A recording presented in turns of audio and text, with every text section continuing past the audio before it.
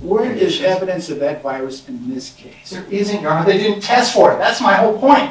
The plaintiff's expert's saying they did test for all this stuff, and he's saying they didn't. That's what we're rebutting, that they've eliminated all other possible causes. My God, it's hydrazine, hydrazine, hydrazine.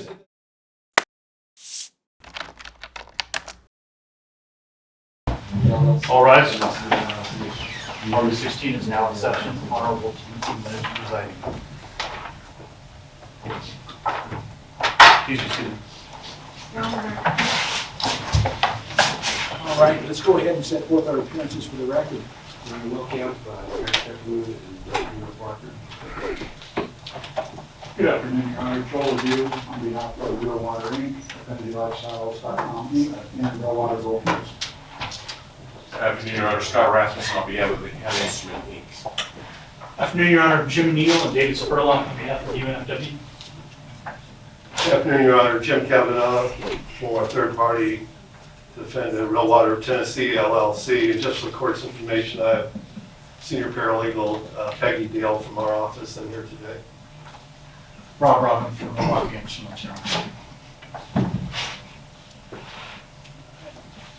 Once again, good afternoon, and I think we're moving on next up on plaintiff's motion, levy number 18. 18, Your Honor?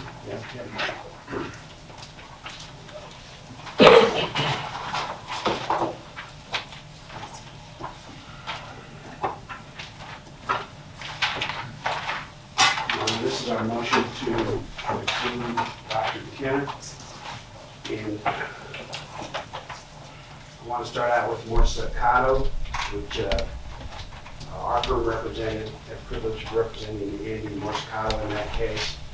If the court recalls, he was prescribed with Lindane, and then the drugstore gave improper labeling instructions, and he wound up using significantly more than he should have been using, and basically burned his skin off. A serious injury case. It was sad. So, I mean, it's pretty obvious what caused the case. Lindane, that Save on the drugstore, when they hired an expert in that case who said, oh, could have been an autoimmune response. And then he ranked likely causes in that case. He said he couldn't say which was the most likely one.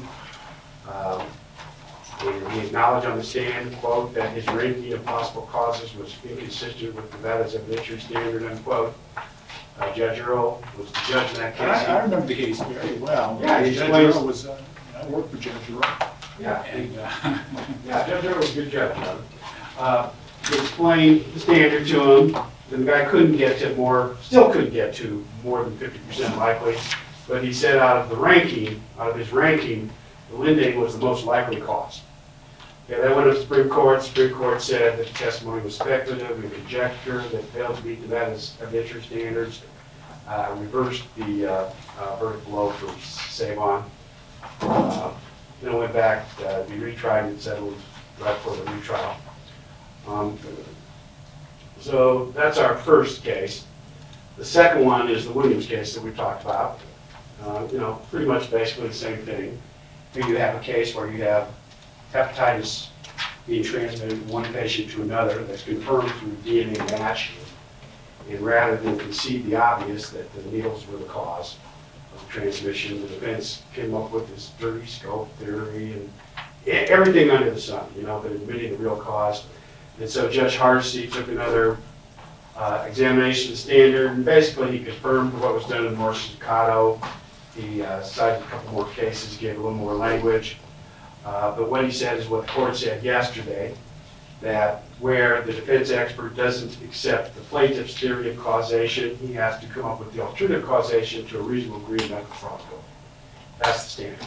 You can't have a ranking of potential causes and say, well, here's on the top of my list of 6, 8. In this case, Dr. Tenner's got 200. But you can't just do a ranking like this. So let's turn to Dr. Tenner's opinion. And this is the classic could have been, could have been, could have been, could have been, could have been, this could have been, that could have been opinion that does not meet either Morse-Staccato or Williams. So first of all, let's take a look at his preparation. Dr. Tanner was hired right before the March 24th expert deadline.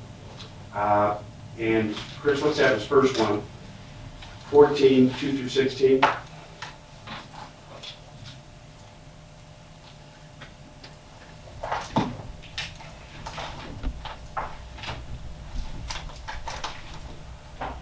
Okay, ask him if he's read the plaintiff's depositions. There are 70 plaintiffs in the case. He did not even read one of the plaintiff's deposition because he just got the case the week before the expert report. So he didn't read the plaintiff's depositions. Specifically says 16, 5 through 13. Didn't look at our medical records. Is that page 16, Chris? Page 16, lines 5 through 13. I think we're on page 14. With the next, Yeah, the next one. page 16. Okay. So ask him again.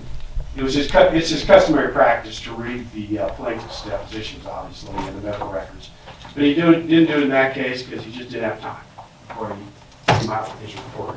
So he went through all the plaintiffs in the case, didn't look at any of them, Your Honor. Didn't even know that the Southern Nevada Health District had ranked Ryerson a probable. That's, go to page 22 through 11, Chris.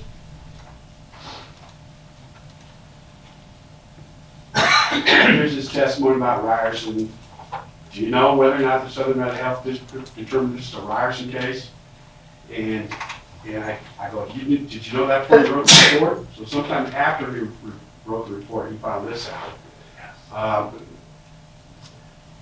MMWR that we talked about quite a bit, didn't even see that until the day before the deposition, long after the expert report was submitted on March 24th and the rebuttal report was submitted on April 24th. Chris, that's 33, 10 through 24.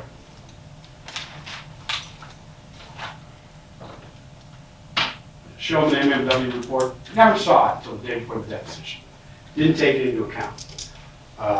He did admit that the only causative agent that was objectively identified by anyone as a potential cause for the liver injuries was hydrazine. That's 47, 10 through 13, Chris.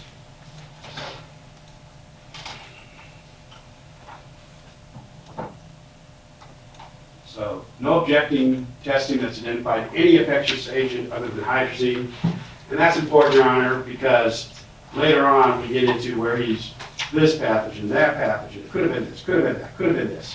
So he admits right here that there's no objective testing on any of these.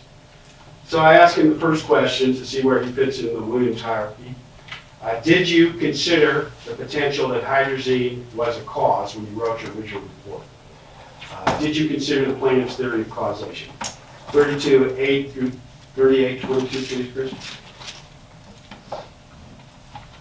32, or did you say 38? 8 through 22. Thank you.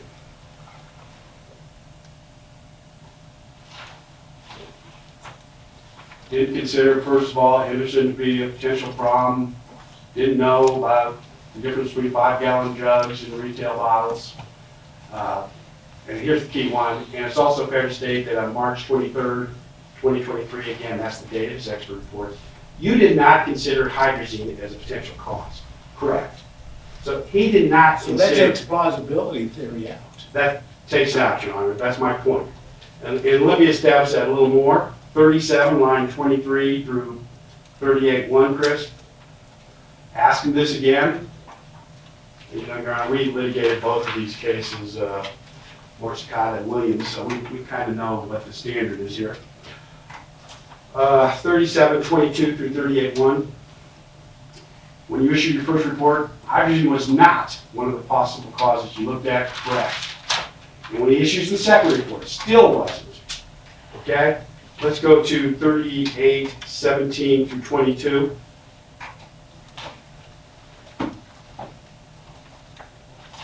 And at the time you issued the first opinion, you didn't consider hydrazine as a potential alternative cause. Because all they told him was that these plaintiffs drank water. So he said, well, water's not a cause. So we didn't consider water being a cause. 43, 22 through 25, Chris.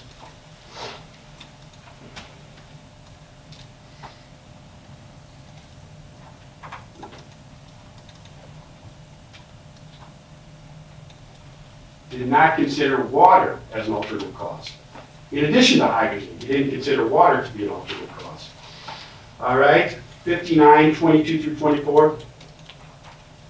We got a little more specific. He didn't consider real water to be a potential cause. Okay? The etiology cause syndrome. So he testified in his depositions 5 times that he didn't consider hydrogen water or real water to be potential causes. So he didn't consider plaintiff's theory of causation.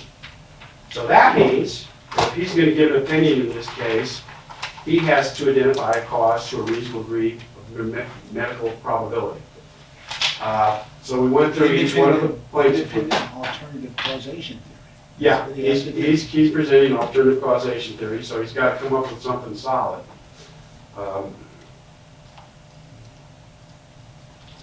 So I went through each one of the plaintiffs with him. So let's start with Mrs. Arnone. Chris, this is on 5117 through 51. I have 3, but that doesn't seem right. 5117. Okay, so we're on the second report. And the reason most of this is in the second report is his first report was pretty cursory, page and a half. I mean, they were just trying to get through the door, I guess. And the second report he goes into, at least he's got plenty of information on more about it. And so in the second report, he has these potential causes for Mrs. Arnone. Potentially alcohol. Potentially the, quote, more commonly known viruses, unquote. Potentially herpes virus. Potentially enterovirus. Potentially a recent surgical procedure. So he has 5. The more commonly known viruses include 200 viruses. So here's his answer.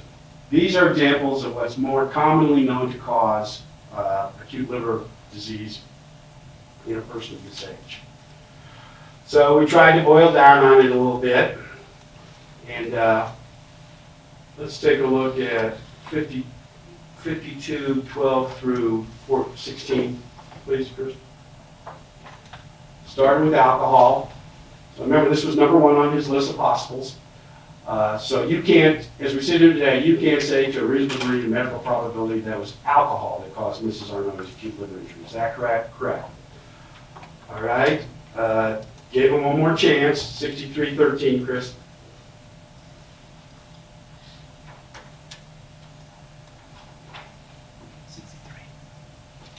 63.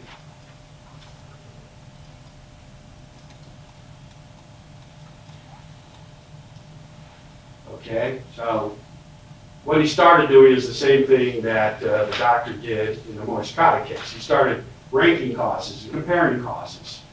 So question, I didn't ask you to compare to real water.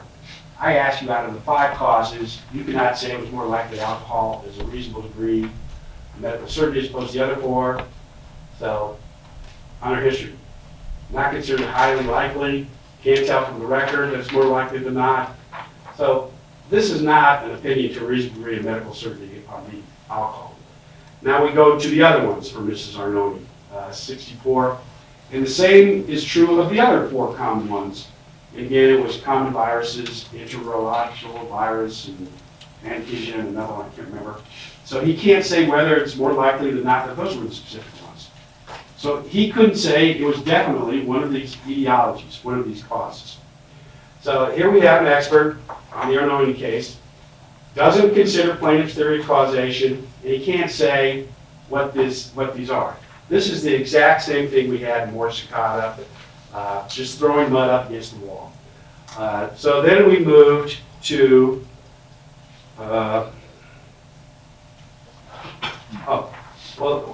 then I kind of cut to the quick with him and I said, okay, doctor, you're giving us a could have been opinion. And he admitted it. Let's go to 80-26 through 81-8, please.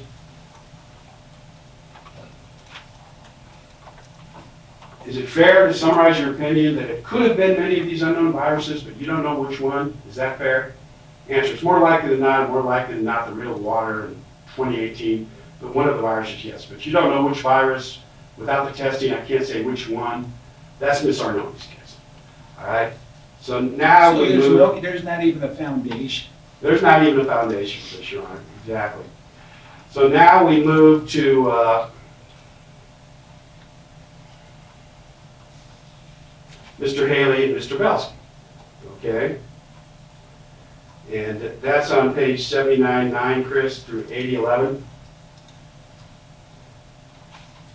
And I got a little quicker, Your Honor. I didn't spend as much time as we have to establish the point. So 79.9 through 80.11. Okay, so 5 etiologies. So, you know, Mr. Belsky's case, he's got kratom, even though there's absolutely no animal testing or scientific literature that supports the association between the kratom and acute liver injury. There's actually a clinical study that we're going to get into in another motion that finds kratom has no impact on the liver whatsoever. But anyway, he had kratom on the list, and he had pretty much all the other ones that he had with Mrs. Arnone on the list. And so he's just making lists of possibilities, all right? Same thing for Mr. Belsky and Haley. Continue through 80.11, please. So, and I asked him, well, even if Mr. Belsky didn't take kratom, your opinion is not going to change, right? You're still going to say could have been unknown viruses. And he says, yeah. And the same thing about Mr. Haley and turmeric. Even if Mr. Haley didn't touch 1 ounce of turmeric in his whole life, even if he didn't take it, could have been unknown viruses. That's what he does on every single plaintiff, Your Honor. Let's go to Mr. Bottice. So this is Dr. Tenner, 83.17 through 84.9. All right.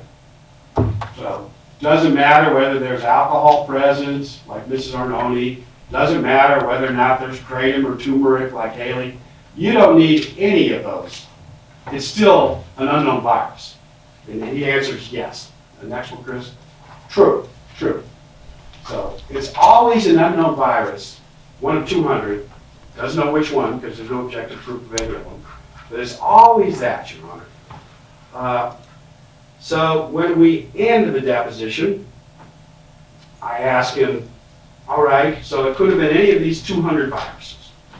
Remember, I showed you earlier on, he does 146.14, Chris.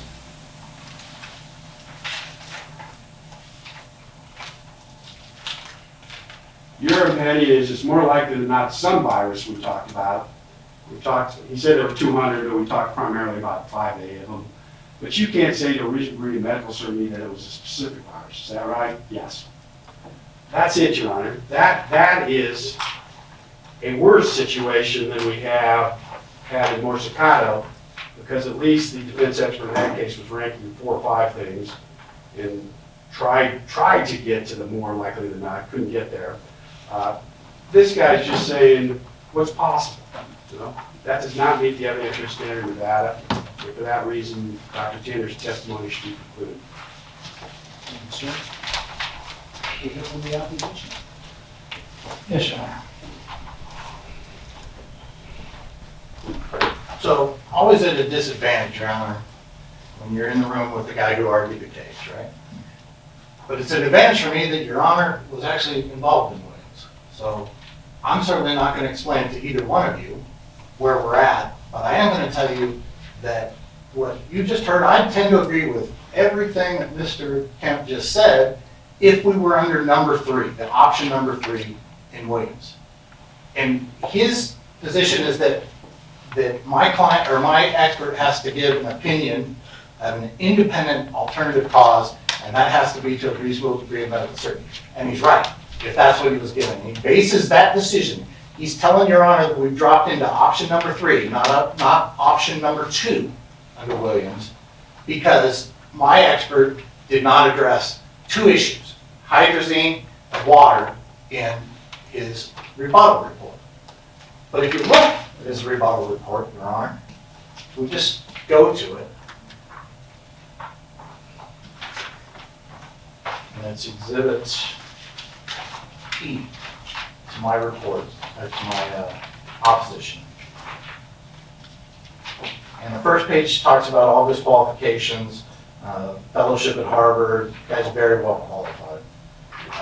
But then you go to his conclusions, which will be on page 11 of his report, and it's based on Milwaukee 161. And if you want me to wait for Your Honor to get there, I'll No, just I'm read it. fine. I'm listening. Okay. If you go to the first full paragraph down, I'm just going to read it. It is my opinion with a reasonable degree of medical certainty that none of the above patients developed liver disease, including hepatitis, end-stage liver disease, nor hepatic failure because of consuming real water. So he did consider the water. So there's the water. And he adds too, alkaline water from both a basic science and clinical standpoint cannot cause liver disease. And he was kind of prophetic that he threw this next part in here, so long as it's manufactured in facilities that comply with food safety standards. So we all kind of know where that's going. But then he adds too, the scant minerals and chemicals, including hydrazine. So he did consider the hydrazine, he did consider the water. Those were the opinions of Mr. Freeman. When was his, here's my question. Sure. He produced a report, and that's his rebuttal. Yeah. My question is this, was the rebuttal report produced after his deposition was taken? When was that done? It was a month before his deposition was taken. Okay, because, we forget this, but reports aren't tested.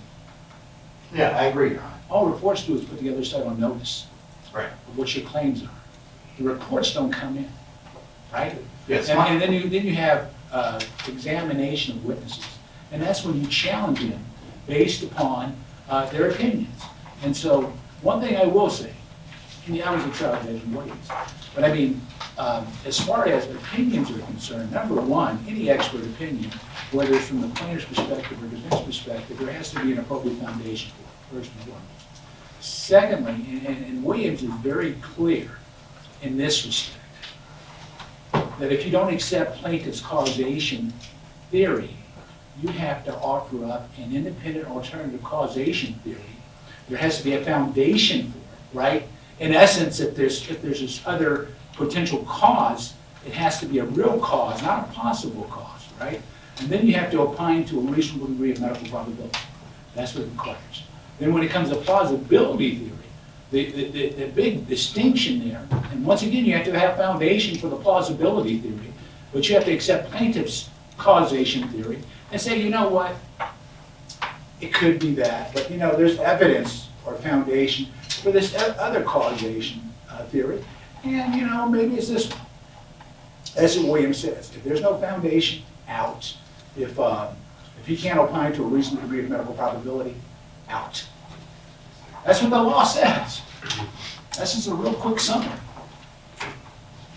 So, and I agree with Your Honor, but again, when you're saying that it has to be to a medical degree of probability, you've already dropped me into number 3. No, what does Williams say? Williams says this, if you're going to offer up an independent alternative causation, I'm not. Okay. So next you're offering up plausibility theory. Yes, that's Okay, where I'm at. Okay, under plausibility theory, your expert has to accept. And consider it. No, accept. Has to accept. He has to accept their opinions, their And expert say, opinions. it could be. He does say that. He said that in his deposition. Okay, where does he say that? That's what I need to know. I mean, because, I'll find it for you, Your Honor, but I'm going to tell you what he said. He said, Wait, Mr. Robbins, you know I'm going to let you say this. I've been in front of you many times. I'm going to let you say what I you know. have to say. You know that. yeah, We can even talk football. But if you know what I'm going to let you do. But that's my point. It has to be there. If he's going to offer up plausibility, he's going to have to say, look, I don't have Williams right in front of me. I'm going to go straight to it. In fact, maybe I do. Oh, here we go. Pause it. Let me go to my outline.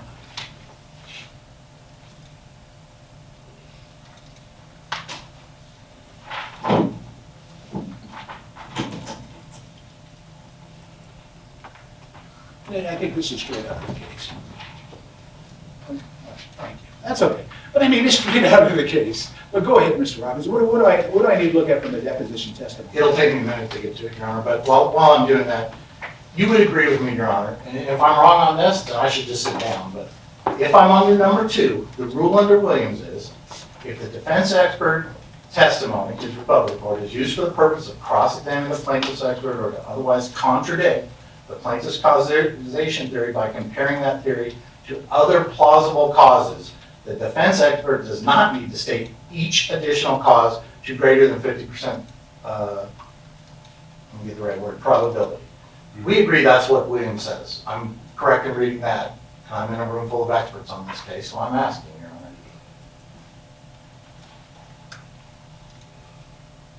And then it goes on to state But it says more. I mean, I have it right here, the passage you relied upon. Okay.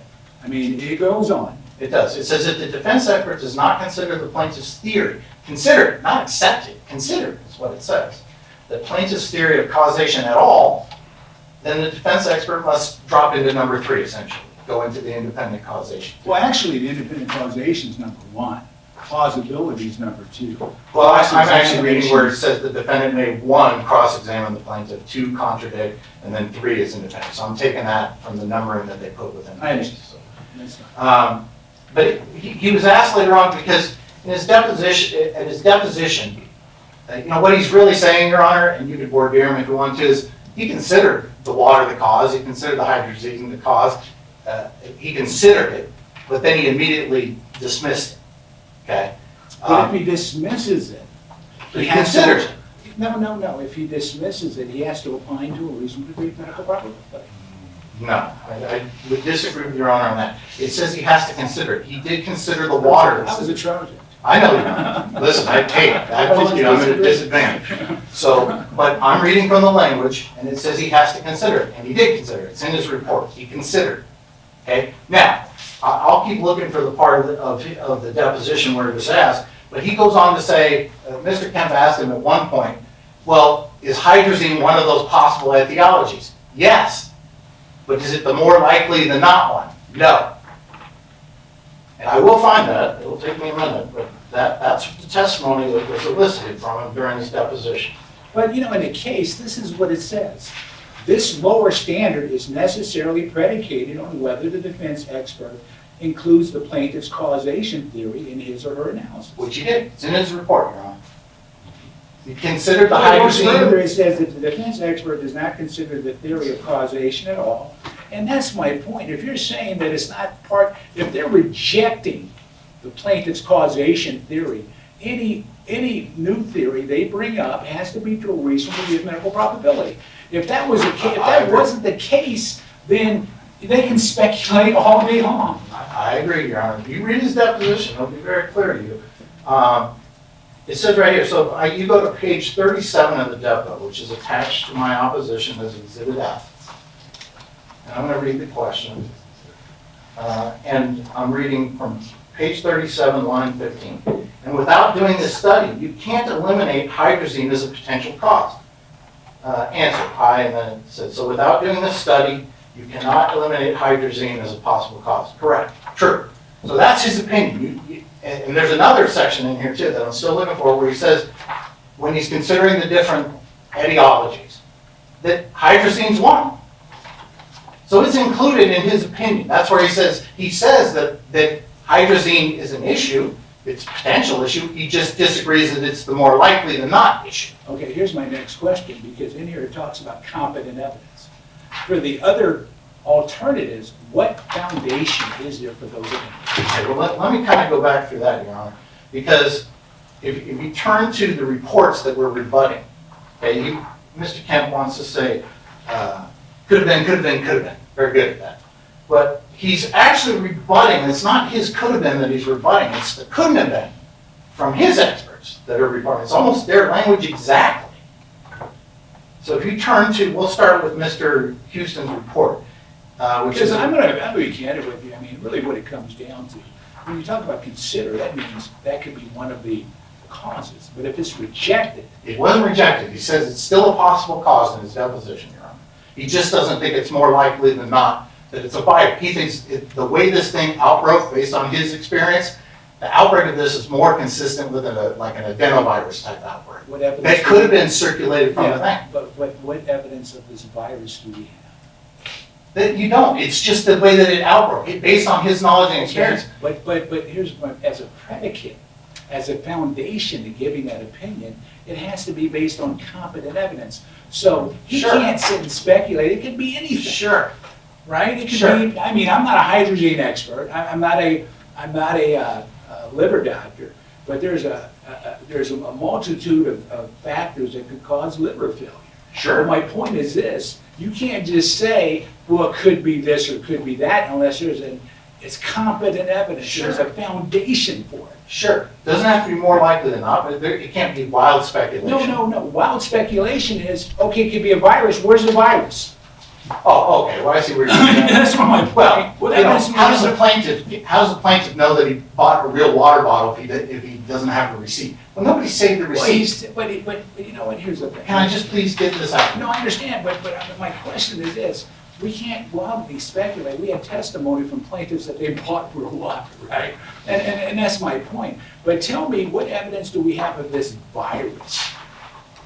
I'm sorry, I lost my place. No, the virus, Mr. Robbins. Yeah, I know, I lost my place here. I'm sorry, I'll let you go. Go. I won't say anything. So, what I want you to do is actually look at the reports, because the reports matter, okay? And I want you to look, and I'm gonna read this exactly. This is their gastro expert, plaintiff's gastro experts. Number 8 is conclusion.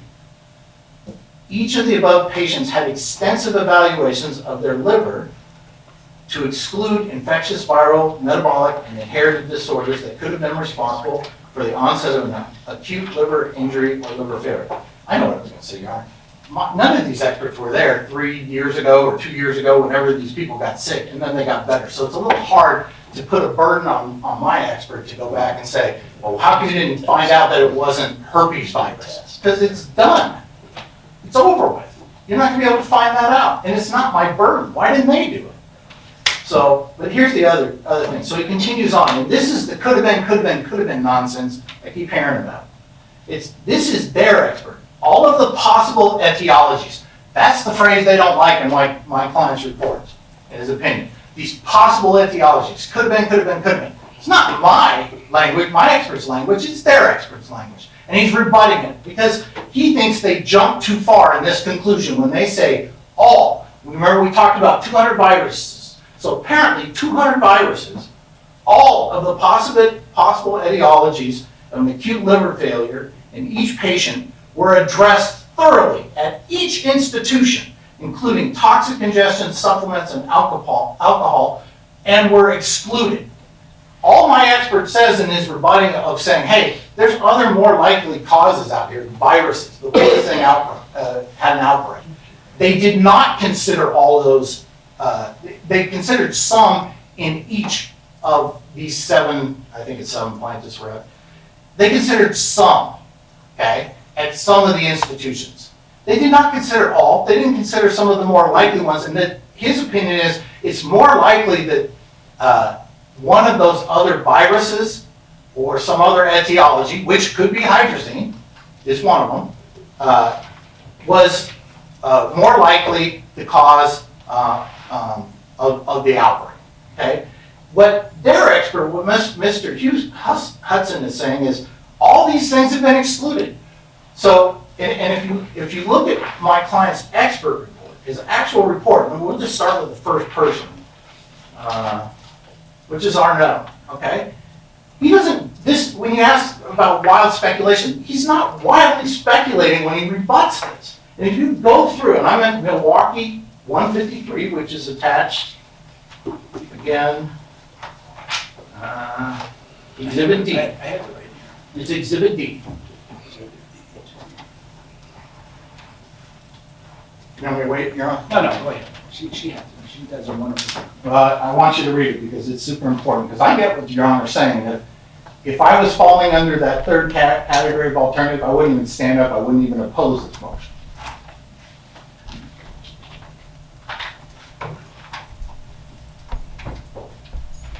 Go ahead. Okay, so I'm on page Milwaukee 153, page 3 of his rebuttal report.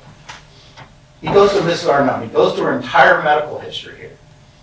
She denied alcohol abuse, is what it says on the third line. But then her sister speaks up apparently and says that she does drink, and then the PA says she drinks 1 to 2 beers a day, and that had beer and tequila prior to admission. So, you know, we talked about it in review their depositions.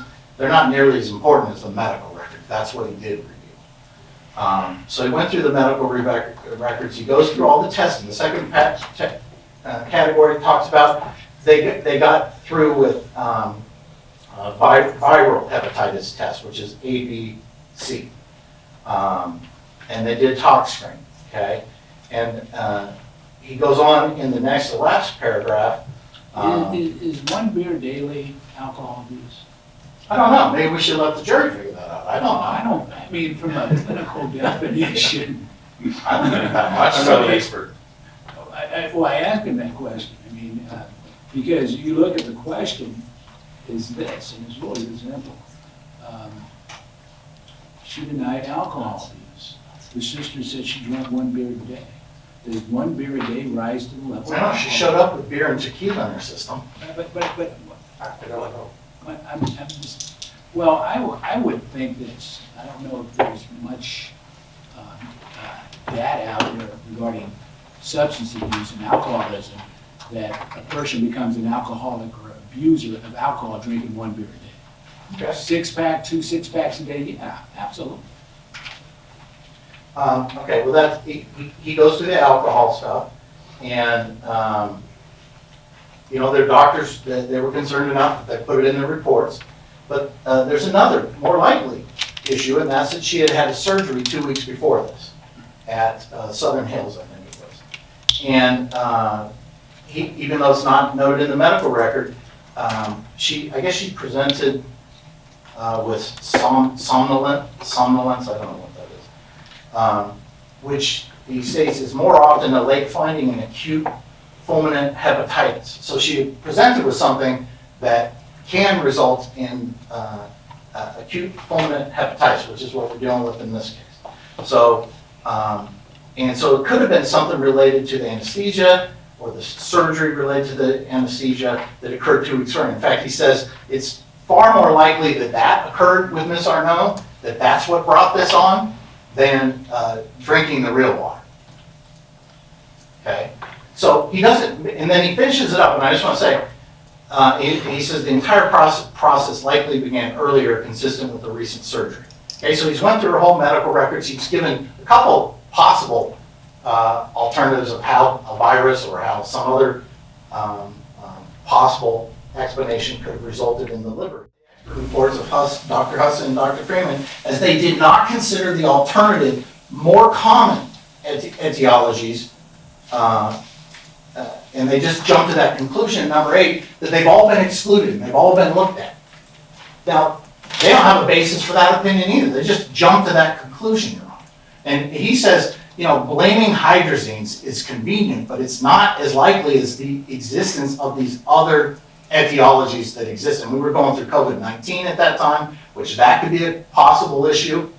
So no, he cannot prove, and nobody can prove, including the plaintiffs, what was the specific cause. We don't even can settle on hydrazine or how much was in there, how fast it degraded. There was nothing in their toxicology. Nobody tested for it. So that's, if you want to say he's speculating, they're speculating. It's tit for tat.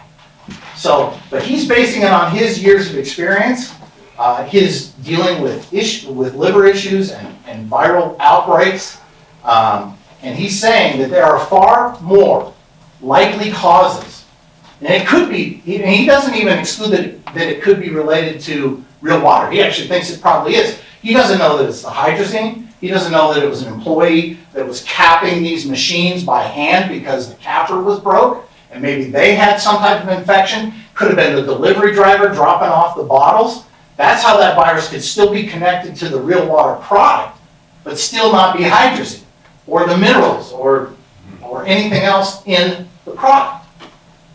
Nobody knows exactly what it was, but he's certainly entitled to give his opinion based on his professional experience, 30 years of experience, Harvard, that there are more likely causes out there than hydrazine.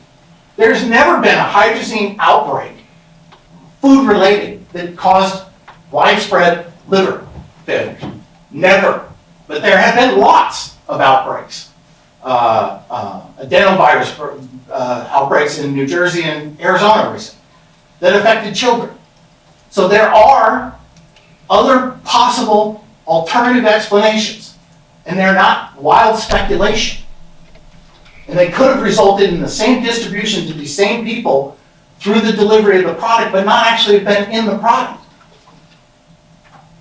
And we had plenty of testimony about that bottling machine and the opening, it wasn't a closed area, whether it was functioning properly, whether the ozone was functioning.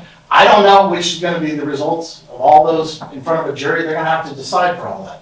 But there's certainly suspicions there that this was not a well-run manufacturing plant. They were not following very good procedures. You don't wanna hear that, do you, Mr. Odou? He can argue We'll get to it, Your Honor. He can argue. But it's certainly out there. But my point is this, okay, if hypothetically, if he felt there was a defect in the bottling plant, et cetera, he has to identify that. And he has to point to a reasonable degree of medical probability. He did. That was a cause. But it has to be based upon competent evidence. Okay, first of all, he does not need to, and I'll just respectfully disagree, and if I'm wrong here, I should just sit down because No, Robert's already Mr. went Robbins, there. I've listened to you for years. I'm I know. always listening to you, sir. I know. I'm just asking questions. But I keep saying, you keep saying a reasonable degree of medical probability. That's only for option 3. Option 2, no, that's not correct. It's not correct. Well, It shifts, option and it two- says wait, specifically in there, wait. it would shift the burden to the defense unfairly. No, option number 2 is plausibility. Say again here. Plausibility theory, plausibility. I'm reading directly from the language within the case, so I can't do better than that because unfortunately, you guys were the star of that one, not me. Now, I'm in the star, I just made decisions, that's all. So, and we can continue on, because I want to avoid this wild speculation, because that's just, arguments of counsel are also not evidence, Your Honor, not expert, just expert reports. So let's look at number 3, Mr. Belsky, okay? Mr. Belsky, they talk about supplements, kratom. Now, you can disagree whether kratom could have caused liver failure. There's plenty of articles out there. There was a warning by the government, I think in 2017, warning the public about the deadly risks associated with kratom. He includes that in his report. That's not wild speculation, Your Honor. It's not wild speculation at all. So, and it says the physicians caring for Mr. Belsky had concluded that his elevated liver function test and hepatitis were linked to his kratom exposure. And that's at Belsky 59. Okay? So there are other possible causes out there. And I'm just going to jump over to Mr. Freeman as well, who's the epidemiologist. And I'm going to have you look at his conclusion, Your Honor, especially with Mr. Belsky and Mr. Haley. I'll get to it. I think it's Freeman 36. Which is it? There it is, his conclusions. And this it's a 3-paragraph conclusion on page 37, Exhibit B, my opposition. And listen to this. It says, due to the lack of an alternative, more probable explanation. Now he's talking with regard to Ryerson, Botez, Arnone, who we just went through, for the hepatitis diagnosed in the infant Orion Gallagher, it's my opinion. So he gives the opinion that he thinks more likely than not that that's the cause, is the real water, because there's not a more likely probable explanation. Great, but he doesn't know either. And he certainly doesn't exclude all the other possible etiologies or the viruses. But then it gets even better. When he gets down to Belsky and Haley, he talks about there were multifactorial causes, more than one. Okay? Maybe one of those ones are the virus my expert's talking about. He says, at a minimum, it was a substantial factor in causing all the plaintiff's liver disease, in part because of the competing risk of illness due to any other known factors is very remote. So he's acknowledging, even their other expert, Freeman, is acknowledging that there's other possible causes for at least these 2 plaintiffs, and they summarily, which is what my expert's rebutting, they summarily dismiss other possible, plausible, if you want to use that, causes, which we do not have to state to a degree of medical certainty when we're just rebutting their claims, so long as we've considered their claims. And we do. We consider hydrazine, we consider water. We just don't consider hydrazine more likely than these other causes because nobody's seen an outbreak of that before that caused this. But there's been plenty of outbreaks of these other adenoviruses, and I can't name all the other viruses, but there's 4 or 5 like Mr. Kemp talked about that we'll primarily talk about, not the 200. But that's what he's specifically rebutting. It's not wild speculation in the report. He goes through each plaintiff specifically in that rebuttal report, and he says, these are other possible etiologies, and these are the etiologies that they did not test for. Or more likely, he says, these are the only ones they did test for, so they didn't test for all these other etiologies, which they should have. And had they known that we were all going to be in a courtroom, maybe somebody would have done that. But we can't 3 years later go back and see if there was a marker there or not. You can't do it. So you can't put that burden on my expert to say, well, he needs to show, to the more Staccato standard that it was this virus. No, he doesn't. Not if he's just rebutting their opinion that all the other possible etiologies have been excluded, which is nonsense. That's an overreach. So again, Your Honor, I can go through the whole report if you want. We can go through every person. I don't feel the need to do it, but Belsky's got kratom. You go through another guy's got GERD. He's got alcohol. He's got cannabis. But in addition to all those, they didn't test for all these other more likely. And he says that to a degree of reasonable degree of medical certainty. These other, But if they didn't test for the. because they've happened before, Your Honor. No. I mean, I listened to you. I Okay. just have a simple comment. If they didn't test for the others and he's offering them up as potential alternative causes. I disagree, Your Honor. What he's doing is rebutting Mr. Hudson's number 8 conclusion in his report where he says all of them have been excluded. And he says, no, they haven't. And some of those are more likely causes of this type of outbreak than hydrazine, especially scant hydrazine. Well, here's the thing, and he can opine what he wants to opine, but any opinion has to be based on competent evidence. Okay. And so he just can't make it up. Yeah, Okay. maybe they're more likely in a general population sense or percentage, but if there's no basis for it based upon the evidence, he just can't throw it out there. Sure. So what do you think of number 8 from plaintiffs? Should he have that based on evidence? Where he says all possible etiologies of acute liver failure in each patient were addressed. No. Where's the evidence of that, Your Honor? Wait. Plaintiff's burden is essentially this, for their medical experts to opine on medical causation to a reasonable degree of medical probability. And No, if they do it's that, all the other- you can- I'm not talking you about can- GERD. You can test it, right? And I'm not test talking about it. GERD, Your Honor. But I'm just talking about. Please don't get rocked on GERD, okay? Yeah, but my point is, we're going sideways. I want to know what your expert opinions are, and whether or not he can opine to a reasonable degree of medical probability. He can't. And if he can't then, and I read Williams different than everyone else. I mean, I see it. If he's going to offer up a alternative causation that he can't opine to a reasonable degree of medical probability, then he has to accept plaintiff's causation as one of the possibilities. And He can't reject it. He does. So It's he in his can't deposition. reject it, because if he rejects It says it, he has to consider it, Your Honor. no, he has to accept it. I'm not aware where that says in here, The word accept is not. but that's fine. I disagree, Your Honor. I think it says, and I respect Your Honor. You know that, Your Honor. It doesn't say that. We can quibble, but this is what the case law says.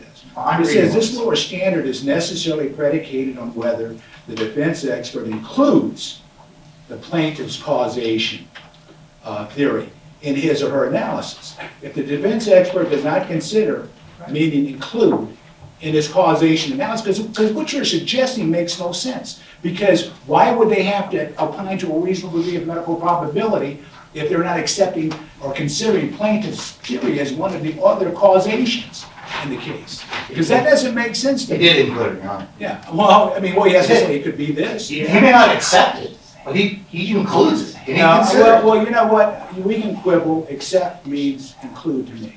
I'm just telling you that. Because what you're saying makes no sense. Because why would he have to opine to a reasonable degree of medical probability then, if he's not accepting plaintiff's theory? He doesn't That's one of have the to. possibilities. He doesn't have to. He went Yeah, above but if and he beyond. doesn't have to, he better opine to a reasonable degree of medical probability. He doesn't have to, but he did opine to that.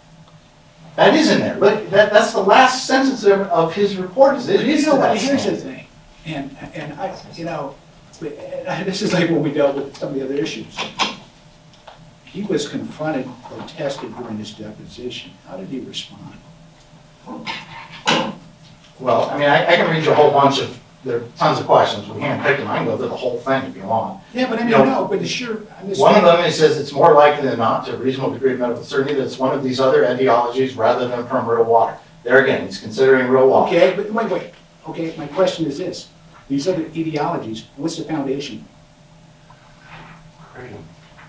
What's the foundation? Well, He doesn't say his- kratom. What does he say? His knowledge and experience of how, I think it was called the adenovirus, spreads would be one of those. Where is conditions. evidence of that virus in this case? There isn't, Your Honor. They didn't test for it. That's my whole point.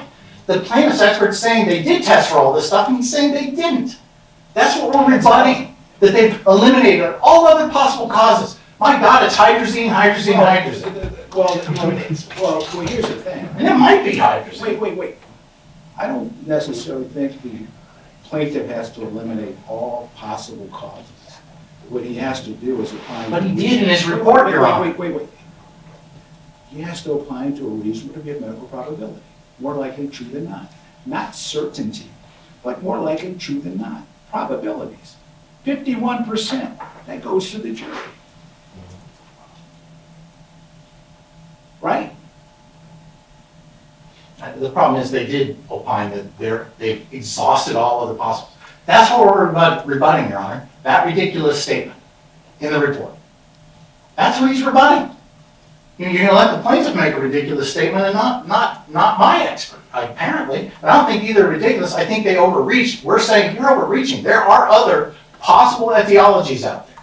We can't say which one it would be because all we're doing, we're looking at this 3 years later from our chair saying, hey, they didn't test for this, they didn't test for that. And these things do cause outbreak hepatitis failure, liver failure.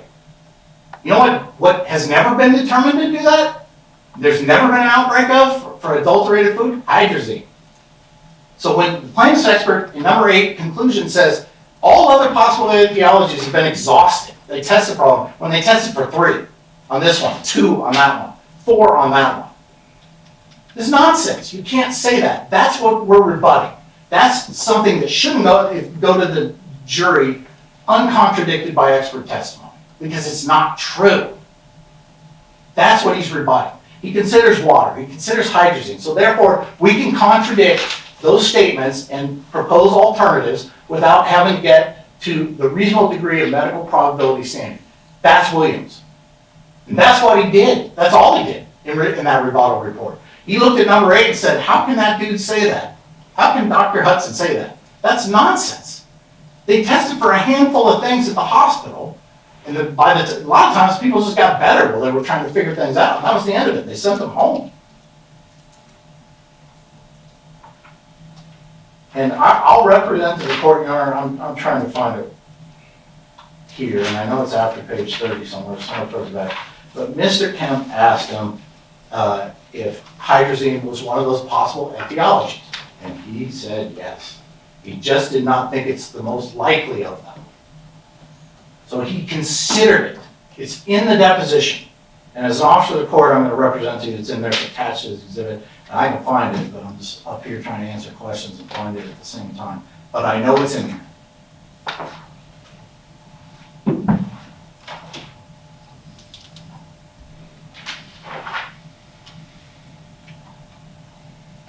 And I think it's true.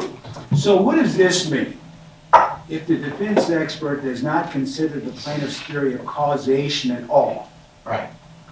what does that mean? Means if you don't even address it. No, it doesn't. Oh, that's what I thought it meant. That's What what does I that mean? What does that mean? So what you're saying is this: if I accept that line of logic, what that stands for is a proposition. Oh yeah, we considered it, but you know what? Although our expert, but we reject it. But we're going to offer up this other theory. Yeah, you can't opine to a reasonable degree of medical probability on that other theory. That's what you're saying.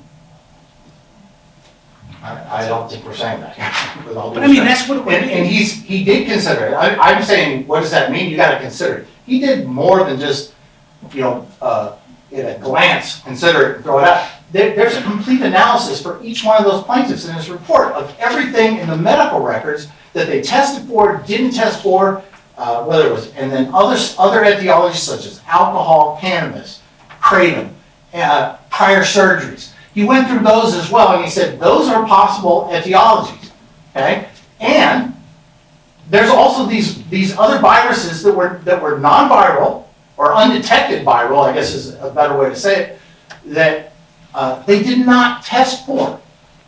So you cannot say that all of them Okay, have been so- excluded. Oh, okay, so if they didn't test for it, and there's no foundation for it, how is it competent evidence? Well, again, I'm gonna flip it to the other side, Your Honor. But- Maybe it's not to a reasonable degree of medical probability, it's not. No, it's actually more basic than that. I mean, if they didn't test for it and there's no evidence of it, how is it competent Okay, evidence? well then how did the plaintiff's expert exclude those? Because there was no They didn't evidence. test for it. Well, there was no evidence of it. They didn't test for it. So how do you say they've all been excluded? Well, He doesn't say they haven't tested for it, he says these possibilities have all been excluded. That's nonsense, nonsense. That's So what their expert said, that's what if we that's, spotted. if that's the standard, then, I apologize, I shouldn't be no, yelling. no, Mr. Robbins. Teddy's enjoying it. No, I have no problem with what you're saying, sir, trust me. But if that's the standard, then no plaintiff can ever opine. As to if you have to rule out all causes and. He didn't have to do it, he did. But He didn't have to do that. That's his opinion. They've all been excluded. All the testing in the world that this could have been a different etiology has been exhausted. Every one of them. That's what he opined to. That's what I'm rebutting. That's nonsense. And he doesn't just pick all the 200. He says, these are the ones based on his knowledge and experience, based on outbreaks they've had recently, COVID-19. These are all more likely than not causes of, or possible etiologies. And he believes they're more likely to be the actual etiology of this liver outbreak than the actual real water. He doesn't disagree that it could be associated. In fact, I think he believes, at least for the fall of 2020, that there is a relationship there, something with real water. But he can't say, and nobody else can say for certain, but I guess we're all just gonna accept it's hydrazine. No, and I'm not saying the jury might not accept it, yeah, maybe they will. So, or anything else. I think a lot of the experts agree that there's something related to real water, at least for that bunch in fall of 2020. But it could have been the driver. It could have been the way they were bottling stuff. If somebody has herpes, I don't know, or one of these other viruses, I don't know how any of this stuff works. But if they're touching the bottles and they're capping the bottles and those get given to real water customers, I think that's certainly, I don't think that's wild speculation. I think that's how things do get spread. And that is certainly a plausible explanation under Williams. And that's all we're saying. We're saying that they're excluding all these other plausible explanations when they can't do that. Just as I can't say for sure it's that one or this one. But there are other, and he testifies, in his professional opinion, to a reasonable degree of medical probability, that one of these other ones are likely the cause. He cannot tell you which one, just like they cannot tell you which one. I just read from Freeman where he doesn't know, whether he's coming or going in that report. He's just saying, this is kind of my most likely guess. Because we didn't test, nothing else was tested. And that's great. Make that argument to the plaintiff. He's allowed to make that. But I certainly need to be able to rebut that and say, but they didn't test for this, this, and this. You can't, there are other ways this could have spread, and it could have spread through real water without what's actually in the real water. And I apologize, Your Honor, I've been looking while we're talking, I can't find it. Maybe, I'm sure as soon as I sit down, I'll find it. But if you sit, It's in the deficit. but if you sit down and then you find it, I'll let you know. I have no problem with it. Mr. Robbins, you know that. You know that. But I mean, the point is, I've already pointed out in this report and other parts of his depot, he considered hydrazine. He considered the water. In fact, his whole job at the beginning was, somebody's saying alkaline water is the problem. He's saying, it can't be the problem. You'd have to drink I think he says in his depot around page 36, something like that, you'd have to drink a swimming pool full of alkaline water with these chemicals in it. Okay, and then the rebuttal report, which he's, the Freeman and Hudson report mention hydrazine. Freeman doesn't even include it in his conclusion as a cause. he just mentions hydrazine, but he says consumption of real water is the problem. He's saying that, you know, the scant amount of hydrazine and basically the chemicals that are in real water product, you have to drink a swimming pool full of that stuff before it can even possibly get We'll make used. some new case law in this case, because I know exactly how I'm gonna handle one specific. Well, that'd be great, because then next time I'm in someone else's court, I can stand up and say, hey, I argued that case. We can make some I guess cases law. I want to be famous too, so. But, I've never shied away from that. Thank you. But I just want to sum up, Your Honor, so that it's clear for the record more than anything else. You always keep a poker face, I don't know which way you're going to. But, you know, my argument is we squarely fall under number 2, which is, you know, that if the expert testimony is used for purposes of cross-examining the plaintiff's expert or to otherwise contradict the plaintiff's causation theory, which is number 8 in that report, by comparing that theory to other plausible causes, the defense expert does not need to state each additional cause to a greater than 50% probability. Now, it does say I have to consider it. And I think I've shown over and over, and the court can disagree, but I've made my record. Oh yeah, I'm gonna tell you what I think consider means. That's fine. But he actually considered it. I understand. And you gotta remember, at the time he did this report, Your Honor, especially with hydrazine, we had, the Eurofins report, I think, had been done, but expert reports, and I forget the guy's name, Dooley. His report came out at the same time as this rebuttal report. So, you know, he obviously read that before he went to the deposition, took his deposition a month later. And, but the testing of up till now, there was no hydrazine in the real water. So, that all comes out after the rebuttal reports, or at the same time, or, you know, simultaneous filing of rebuttal reports is where it's in there. But he still considered it. Even before that, he considered it. It's in his report. He says the scant materials, including hydrazine. I got a query for you, Mr. Robbins. How about this? What's the distinction between considering and accepting, or considering and rejecting? So if you consider it and reject it, what does the opinion have to be from a standard perspective? Well, then I believe you considered it. No, my question is this: consider and reject. You're considering my argument. Wait, You can reject it, but you well, still no, I'm consider talking it. about an expert opinion as it pertains to alternative causation theory. You consider it and you accept it as one of the probable causes, Yes. or you consider it and reject it. So if you consider it and reject it, what do you have to opine to? Again, the standard I just cited. As long as he considers it, okay, and he includes it in, let's see, whether the defense expert includes the plaintiff's causation theory in his or her analysis. It is in his analysis. Doesn't say he has to accept it. It says he has to consider it. Include it, actually, is what it says. Well, but okay, he considers it and rejects it. Yeah. He considers. Because there's so little of the hydrazine. Wait. This is a general principle. The expert considers it and rejects the plaintiff's causation theory completely, right? Wait. We're trying to quibble over, well, he considered it, Judge, so that means he can speculate. Well, no. And here's my point. Consider it and reject it, the plaintiff's causation theory. What is the standard? Considering it and accepting it as one of the plausible theories. What is the difference? I'll let you answer it, then I'm gonna tell you what my ultimate decision is going to be. I think I've answered it, Your Honor. I can't add anything more to what I'm saying to it. So it's been included, it's been considered.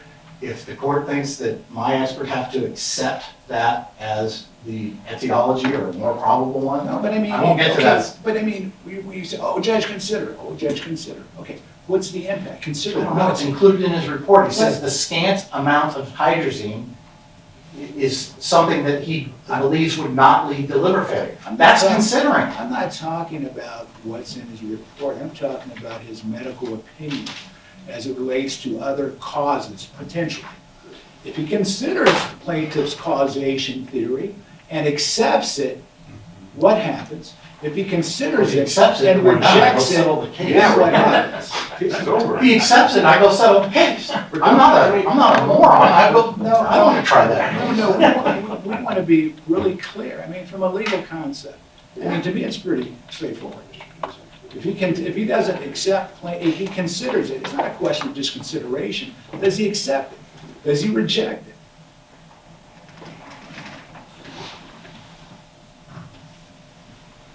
That's all I have, Your Honor. I think I've made the record. And But if you I'll if take you- Your Honor if up you- on that offer. If you find it, I will find it. I'll let you make a record. Don't call any more of my cases so I can read this. But it's here somewhere, Your Honor, and if I'm wrong, I apologize to Mr. Kemp and the court, but I read it at lunch, I know it's in here. I will find it. I have nothing else, Your Honor. Thank I don't want to be a nitpicker, but if you recall, my dad was the first anesthesiologist in Clark County. And it's etiology. Yes. Yeah, I'm sorry. Okay, so not just- Etiology. Yeah, there we go. All right, a couple quick points. First of all, I'm hearing now that COVID-19 is a possible cause of acute liver failure. None of the experts have said that. This guy didn't say that. I don't know if there's any support for that anywhere. On kratom is covered in plaintiff's motion eliminating number 40. Counsel briefly referenced an FDA warning. That is fully covered in that motion. That is an FDA warning about the potential overdose feature of kratom. Doesn't warn about acute liver injury. But we talked about that being ad nauseum in that motion eliminating. We'll get to that. The basic argument here was could have been. Counsel even used the word could have been at least 20 times himself. Suspicious. And so I think the fundamental argument is if you give lip service to plaintiff's theories of causation, you can still throw mud against the wall. Okay, that's the fundamental argument here. Well, what they're is not- saying is consider, well, yeah, it's more than that. Do you consider it and accept it, or do you reject it? If you reject, you better give up an independent alternative causation. He didn't even consider it, and that's why I started out with those. And I'm going to go through them one more time. Just, Chris, can I have 32, 8 through 22, please?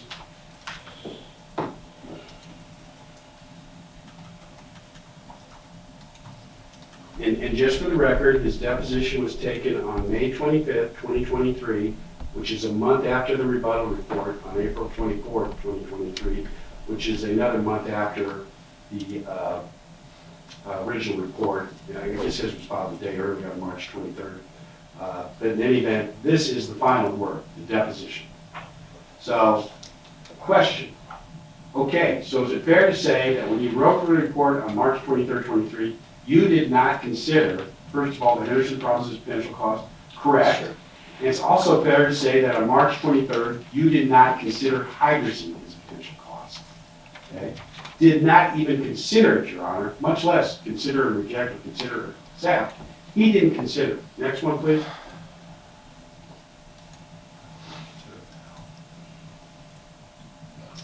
Uh, 3723 through 38-1.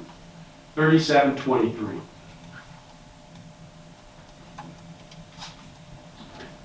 So backing up a little bit, when you issued your first report, hydrazine was not one of the possible causes you looked at, correct?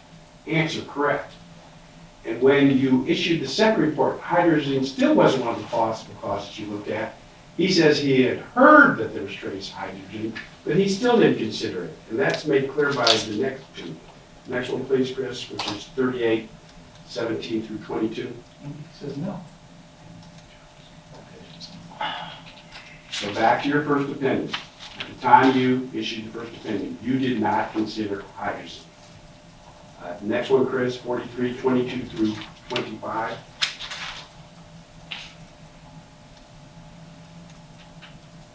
And this is what seals the deal, Your Honor. Prior to April 25th, and April 25th is the day after his rebuttal report that came out on April 24th. That's why we picked. He did not consider the water as an alternative cause. Is that correct? Correct. I mean, that seals the deal, Your Honor. He did not consider this as an alternative cause. The last one, 5922 through 24, just for completeness.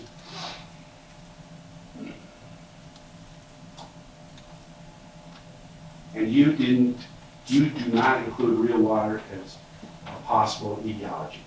Answer, that's correct. Okay? I mean, what more do you have to show to prove that he did not consider plaintiff's theory of causation? He testified 5 different times that he didn't consider it. One of the times, We put the specific date, April 25th, prior to that time, to include both reports, so we didn't have to hear this argument here. So for that reason, this expert should be excluded. Your Honor, I found what I was looking for. Okay, come on up. So this is page 64. I don't know who we're talking about. Looks like Is it, are we in the depositions? We're in the deposition. Page 64. Do you want me to? I'm not gonna- for him? Your Honor, unless you want me to, I'll argue what he just said, but it's not. No, I have it in front of me right now. We know I have it. It doesn't have to be on the board, I have it right now. No, I'm just saying, I'm just gonna state what I found since you let me do it, but I'm not gonna re-argue or counter what counsel said, because he gets the last word. So I'm looking at page 64, line 15.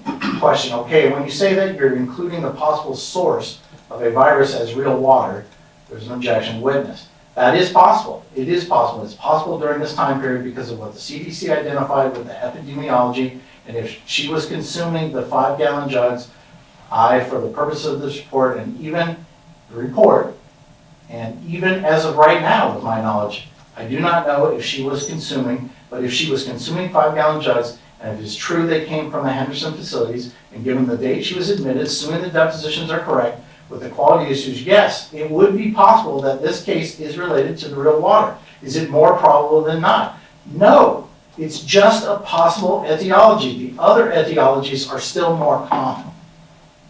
So it is being considered. It's not fly by night.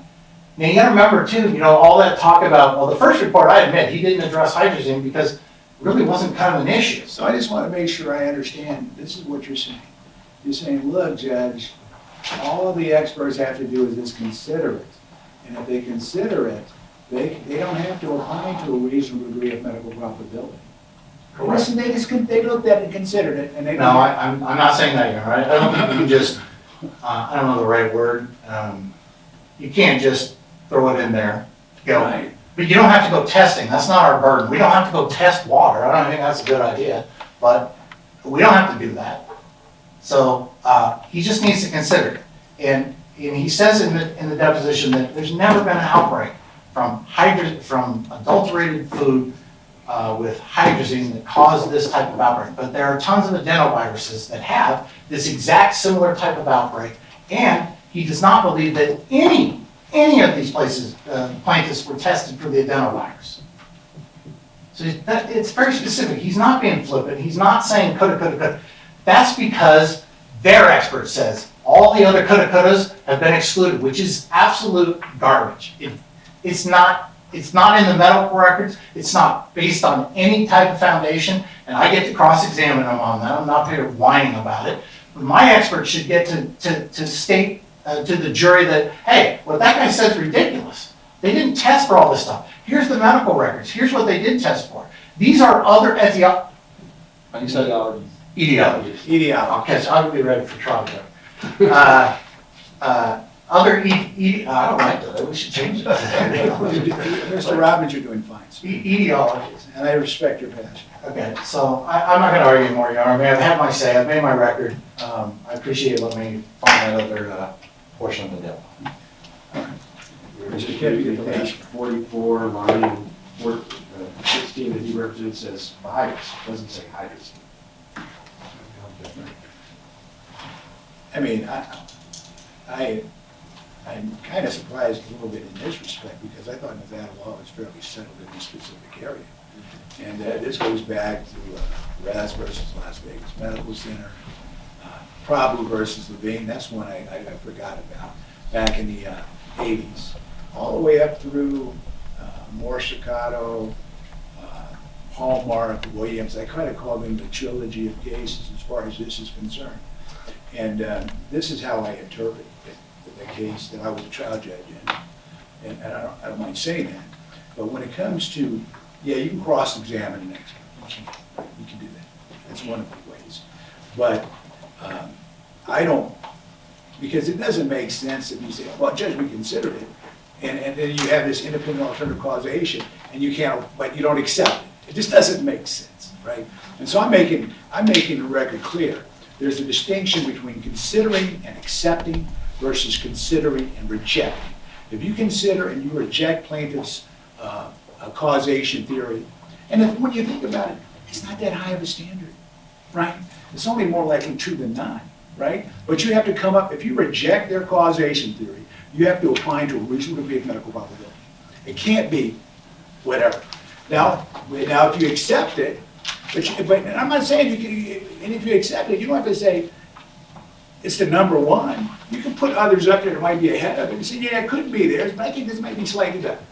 That's okay, as long as it's the proper foundation for it, right? That's what he said, though. What do you mean, what he said? That's what his opinion is. But here's my question for you. He never, each time there was questions asked in that deposition, do you apply to a reasonable degree of medical probability? And if he doesn't, He did like a dozen times, yes.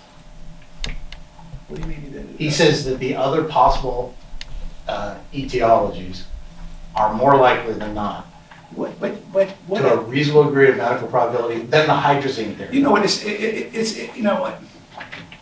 And where's the foundation? Those other ideologies. I think, Again, It Your has to be Honor, based on competent the evidence. plaintiff couldn't test for any of these things. You know, Your Honor, we're gonna keep going on this argument because I'm gonna say stuff, Will's gonna say stuff. But, you know, I've made my record. I get where Your Honor's coming from. Maybe I get to be part of the next one. I don't Yeah, know. but so if you. Stop. Did you join in this motion? I did. He did. Okay, good enough. Is I want to hear that you. I just asked, I didn't know if you did, that's why I asked. Okay, I did, Your Honor. Your Honor, I have joined in this motion on behalf of the county. Even if you didn't, I'd let you come. Well, but Mr. Parker's asked a valid I question, know. I responded. With that in mind, the only thing I would request is that before you answer this with this reject, accept, and the standards that you introduced to me as the way that this. No, I think this is, I don't. I understand you believe that's what it is, and I'm accepting what you believe to be Right. true, okay? But if that's the case, my request would only be that you go back and you look at the deposition and the reports before you come up with a decision on this, to make sure that you're completely comfortable that this expert never said to a reasonable degree of medical probability in any part of his deposition, that it wasn't in his reports. I have a, Okay, thank you, Your Honor. I mean, I'm just telling you, that's not my job. It's not my job to plow through. Okay. It's not. You're right, it isn't. I mean, it's not. Okay. I'm just saying, that's not my job. My job is, now if you can point me to say, look, Judge, before you rule, consider this passage from this deposition. Fair enough. I do that all the time, right?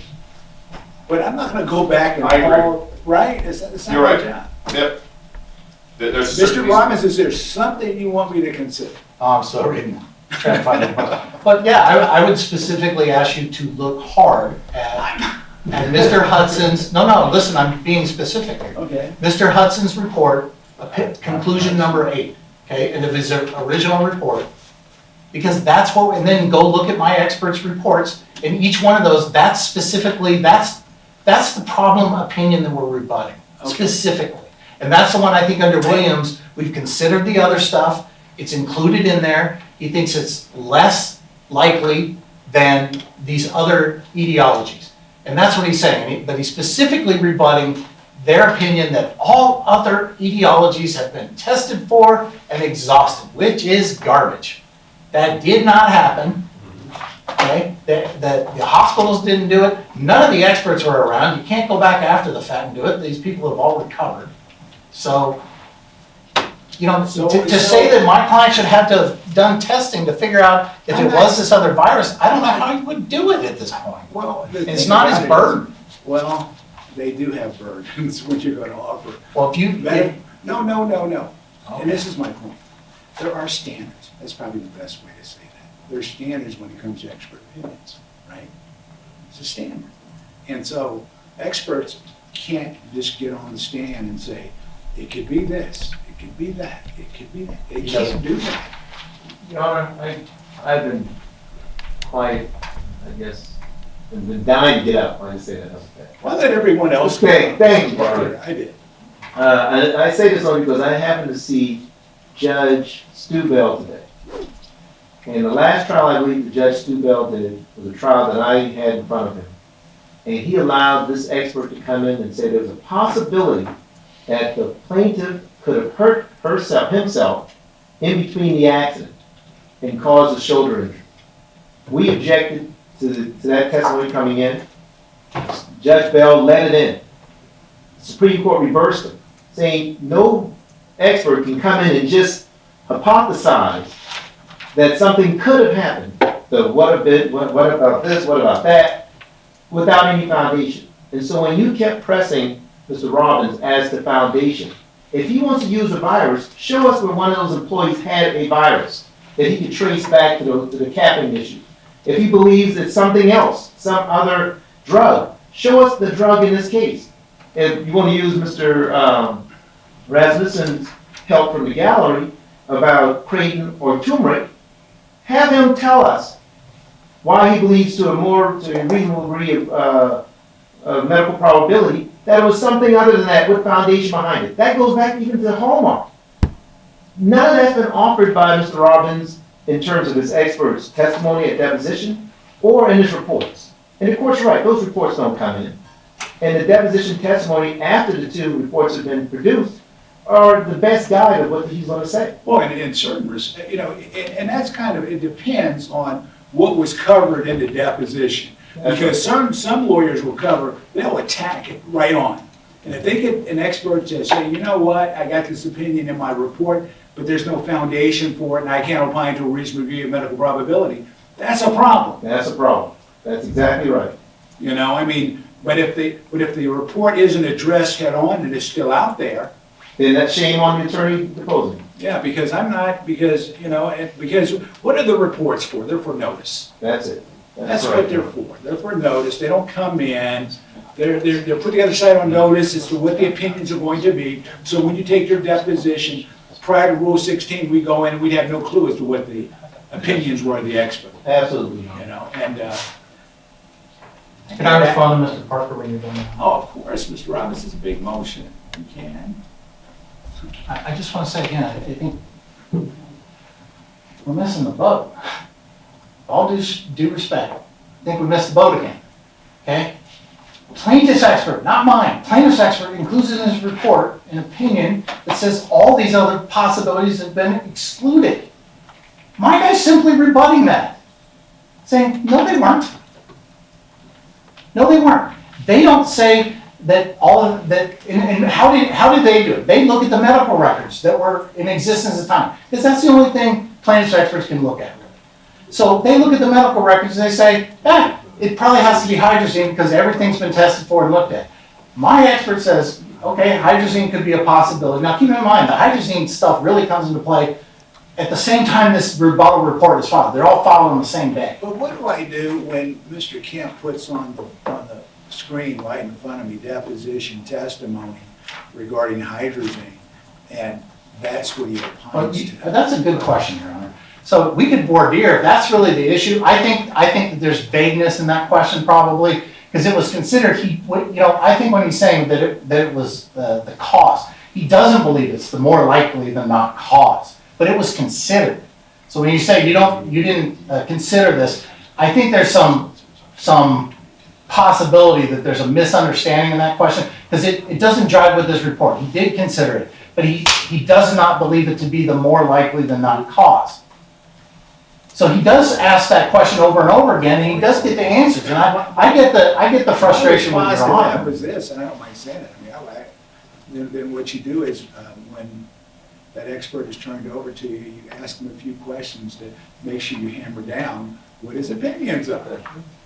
Right? It's been a long time. I've been a lawyer in probably 18 years, 19, whatever it is, but that's my recollection of how that was done. Right? You just didn't leave it hanging. You would rehabilitate them, right? Ms. Robbins, anything else? Just the questions were whether it was a potential cause. I suppose it's a potential, but it's not. He doesn't think it's the potential cause. So, but again, what we're rebutting, Your Honor, is, and I'm asking you to look at, I know it's not your job to go do my job, but opinion number 8 of Mr. Hudson. How can you let that come in and not let me rebut it? I just don't get it, because I think that is squarely within Williams, and that's all my expert did. It's not wild speculation. He goes through the medical records and he says, hey, these are other factors, alcohol, kratom, whatever, but then he also says, this is the testing was done, and then he says, this is the testing that was not done. And my recollection is none of the plaintiffs were tested for adenovirus. None. And there was a recent outbreak in Arizona. I don't remember how recent, but I know he testified to Arizona to adenovirus. And he thinks that based on his 30 years of experience dealing with these type of outbreaks and liver issues, that the spread of this through Clark County and the way that it did is very consistent with adenovirus. And that's a far more likely cause, is his opinion, of this outbreak. Maybe spread through the distribution of the real water bottles. I don't know, ask him that. But it's far more likely than saying it's hydrazine, especially some trace amount. But how can it be far more likely when there's no evidence? Well, there's no evidence that hydrazine, we don't know how much There's hydrazine was in it. there's We're all evidence. speculating about the hydrazine. There's evidence of hydrazine in this case, right? As far as that virus is concerned, there's no evidence of that. We have 7 tests. We have, 10 tests. 3 done by the FDA and 7 by Eurofins of retail bottles identifying hydrazine. And that one comment you made, Mr. Robbins, I thought was good and novel actually, was a comment about your experts saying that it would take a pool full of water of this hydrazine to get liver failure or some type of acute liver damage. I will tell you, it defies logic that the 5 babies who were sent to Utah had a pool's worth of hydrazine for water. But they had enough to send them to the hospital in Utah. And the Southern Nevada Health District identified this hydrazine and the probable cases in 2020. And then we see the MMWR report indicating spikes of acute liver failure or DILIs, drug-induced liver failures or injuries in 2018 and 19. Your Honor, the foundation is there for Dr. Hudson and Dr. Freeman. There is no similar foundation for any of these unlikely.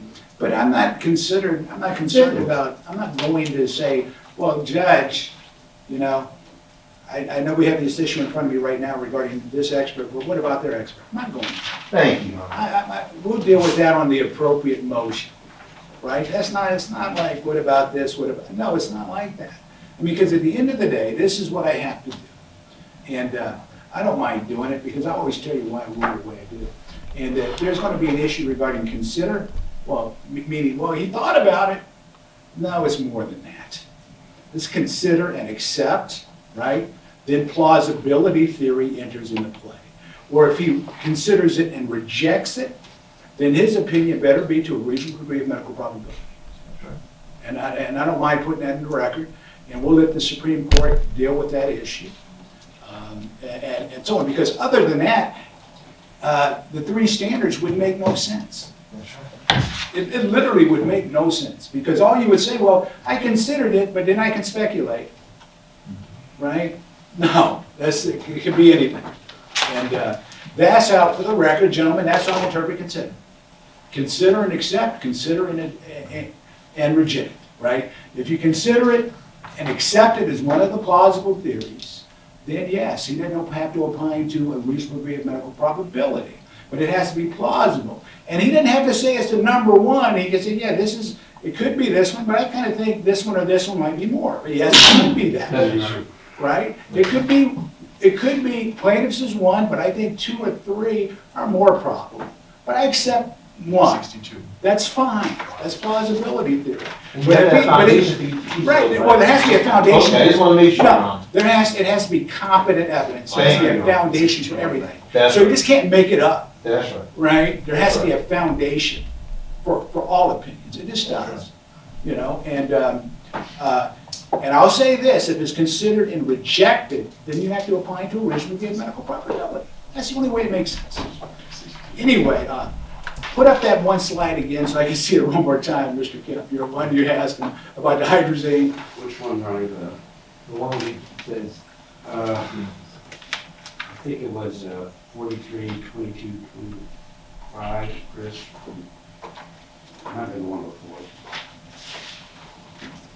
43, 22, 25. That's the water, I think it's one before. That's 38, 17, 22. Is this good? Yeah, because the water and the hydrogen Yeah. are more. I think the hydrogen specific one's the last. Let's go with one before, there's 38. Yes, Sarah has me on Yeah, 38 right now. this is it.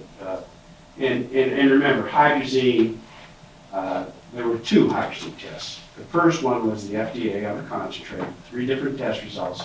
That came out well before March 24, 2023. And that's why all the experts talked about it, like UNFI's toxicologists talked about hydrazine at length, our expert talked about it at length. Dr. Najim talked about hydrazine formation in his March 24th report. So everybody knew hydrazine was in the case well before March 24th.